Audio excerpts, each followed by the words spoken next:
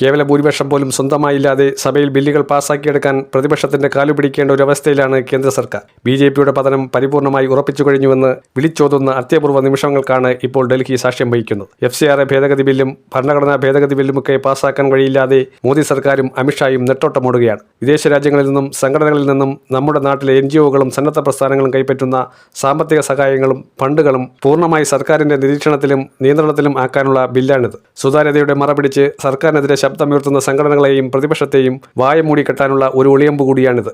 ഈ ബില്ല് എങ്ങനെയെങ്കിലും പാസാക്കിയെടുക്കാൻ പ്രതിപക്ഷത്തിന്റെ സഹായം തേടി പാർലമെന്ററി കാര്യമന്ത്രി കിരൺ റിജിജു ഇറങ്ങിത്തിരിച്ചിരിക്കുകയാണ്. രാഹുൽ ഗാന്ധിയെയും KC വേണുഗോപാലിനെയും പ്രിയങ്ക ഗാന്ധിയെയും ഒക്കെ കണ്ട് അപേക്ഷിച്ചെങ്കിലും BJPയുടെ ചതിക്കുഴി മുന്നിൽ കണ്ട് രാഹുൽ ഗാന്ധി അതെല്ലാം തള്ളിക്കളഞ്ഞു. ആഭ്യന്തരമന്ത്രി അമിത്ഷാ നേരിട്ടെത്തി കാര്യങ്ങൾ വിശദീകരിക്കാതെ ഒരിഞ്ചു പോലും പിന്നോട്ടില്ലെന്ന് രാഹുൽ ഗാന്ധി വെട്ടിത്തുറന്നു പറഞ്ഞതോടെ ഭരണപക്ഷം ശരിക്കും വെട്ടിലായി. കോൺഗ്രസിനും KC വേണുഗോപാലിനുമെതിരെ സഭയിൽ അധിക്ഷേപങ്ങൾ അഴിച്ചുവിട്ടെങ്കിലും BJPയുടെ ഒരു തന്ത്രവും വിലപോയില്ല. ഇതിനിടയിലാണ് മണ്ഡല പുനർനിർണയ വനിതാ സംവരണ ബില്ലുകൾ കൊണ്ടുവരാൻ സഭയുള്ള നീട്ടാൻ പോലും BJP അണിയറയിൽ തന്ത്രങ്ങൾ മെനയുന്നത്. എന്നാൽ അവിടെയാണ് BJPക്ക് തിരിച്ചടി കിട്ടിയിരിക്കുന്നത്.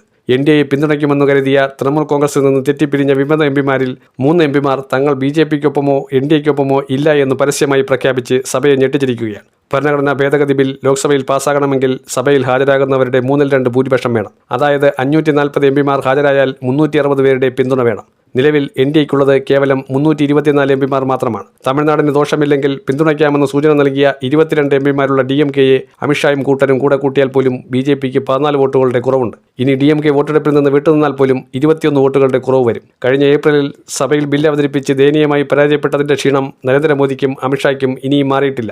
ചെറു പാർട്ടികളെ ചാക്കിട്ട് പിടിച്ചും വോട്ടെടുപ്പിൽ ക്രമക്കേടുകൾ കാണിച്ചും അട്ടിമറി വിജയം നേടാൻ ആഭ്യന്തരമന്ത്രി അമിത്ഷാ നേരിട്ട് തന്ത്രങ്ങൾ മെനയുന്നുണ്ടെങ്കിലും കാര്യങ്ങൾ BJPയുടെ കൈവിട്ടുപോയ അവസ്ഥയാണ്. രാഹുൽ ഗാന്ധിയുടെയും ഇന്ത്യ സഖ്യത്തിന്റെയും വമ്പൻ വിജയമാണ് നമ്മൾ ഇന്ന് പാർലമെന്റിൽ കണ്ടത്. കേവല ഭൂരിപക്ഷം പോലും നേടാനാകാതെ ചെറു കക്ഷികളുടെ ദയയിൽ ഭരണം നടത്തുന്ന മോദി സർക്കാരിന് സഭയിൽ ഒരടി മുന്നോട്ട് പോകാൻ കഴിയാത്ത അവസ്ഥയാണ്. പ്രതിപക്ഷത്തെ ഒന്നിച്ച് നേരിടാൻ ശക്തിയില്ലാതെ കാലുപിടിച്ചും അധിക്ഷേപിച്ചും മുന്നോട്ട് പോകുന്ന BJPയുടെ ഈ പതനം ഇന്ത്യൻ ജനാധിപത്യത്തിന്റെ വലിയൊരു പ്രതീക്ഷയാണ്.